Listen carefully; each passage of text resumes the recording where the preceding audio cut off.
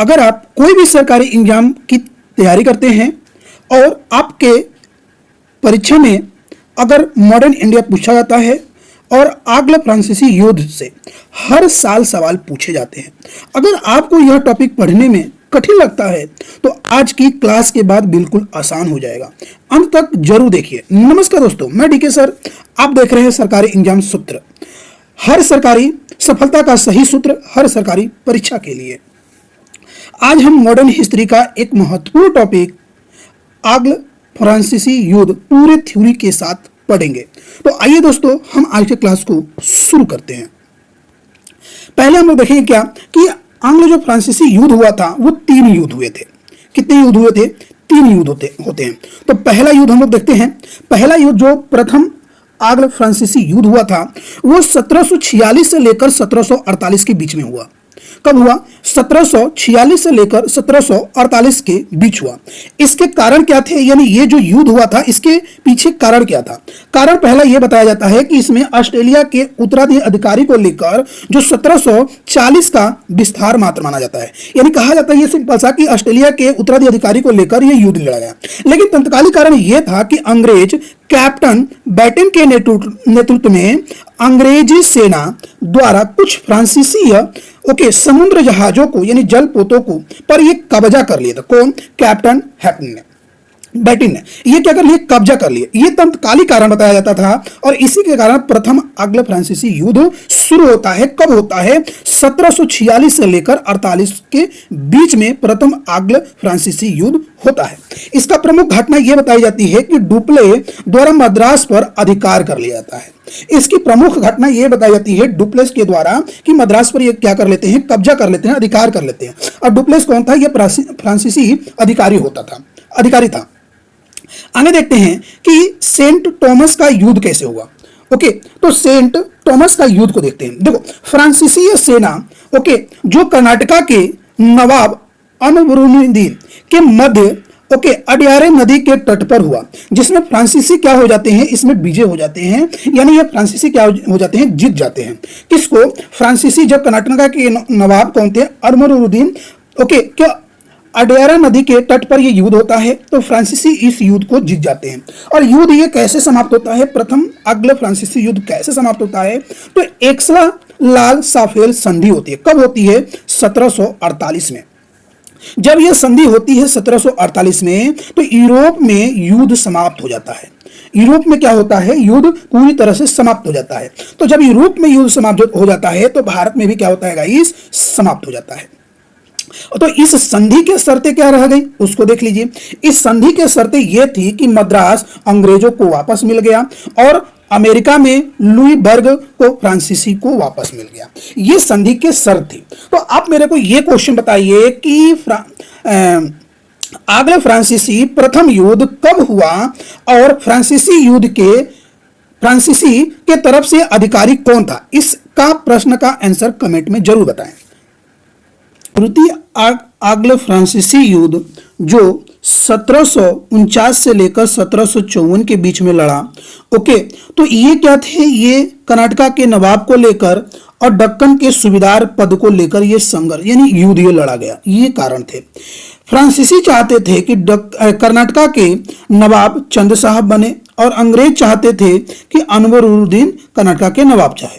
उस तरह जो दक्कन के सूबेदार के पद को लेकर था तो मुजफ्फर जंग को चाहते थे वो फ्रांसीसी चाहते थे मुजफ्फर जंग बने और अंग्रेज चाहते थे कि नासिर जंग बने। आगे देखते हैं।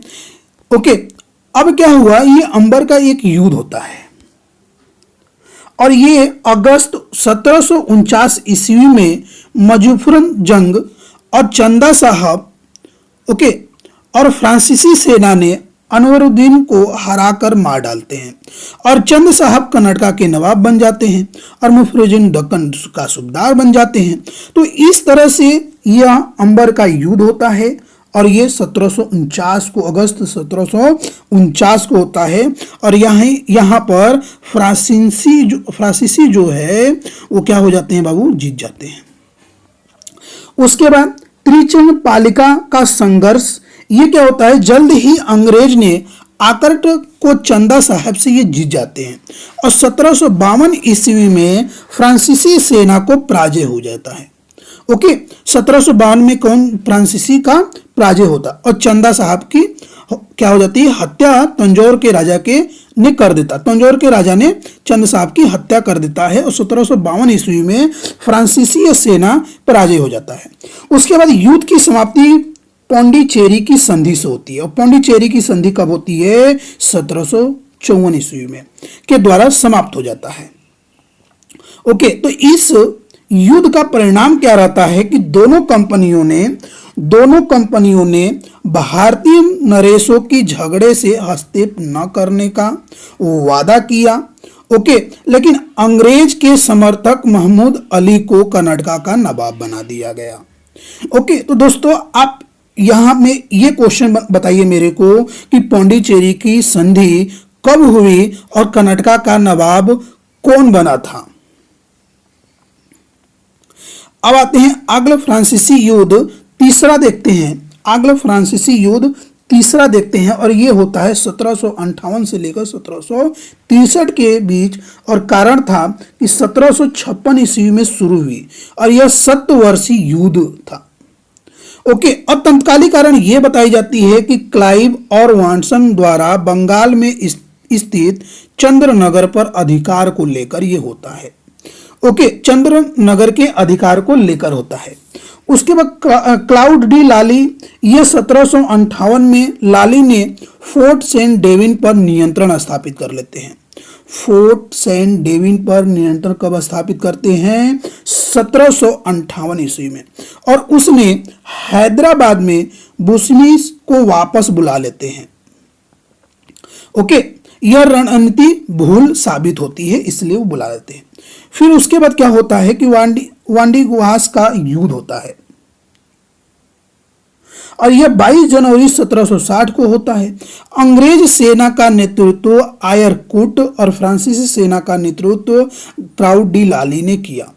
परिणाम यह होता है कि अंग्रेज की निर्णायक जीत हो जाती है और अंग्रेजों ने बुशसी को कैद कर लेते हैं और 1761 ईस्वी में पांडिचेरी, माहे और जिनी पर कब्जा कर लेते हैं। कौन, अंग्रेजों ने। और युद्ध का समाप्ति होता है कि पेरिस की संधि होती है 1763 के द्वारा। यह युद्ध क्या होता है, समाप्त हो जाता है और परिणाम यह सिद्ध होता है कि इस संधि के शर्त के अनुसार फ्रांसीसी ने जितने भी विजयी सभी फैक्ट्रियां अंग्रेजों को वापस कर देते हैं और इसके बाद फ्रांसीसी शक्ति भारत से समाप्त हो जाती है। ठीक है दोस्तों, तो इसको आप लोग रिवीजन करिएगा। नोट्स चाहिए तो हमारे टेलीग्राम से जुड़ जाइएगा और अब बताइएगा कि तीसरा फ्रांसीसी युद्ध कब हुआ और तत्कालीन उसका कारण क्या था। इसका आंसर कमेंट बॉक्स में जरूर दीजिएगा। और अगर आपको वीडियो पसंद आ रहा हो तो वीडियो को लाइक करिएगा, चैनल को सब्सक्राइब करिएगा। चलिए मिलते हैं हम लोग नेक्स्ट क्लास में, इसके अगले पार्ट को हम लोग पढ़ेंगे। तब तक के लिए धन्यवाद।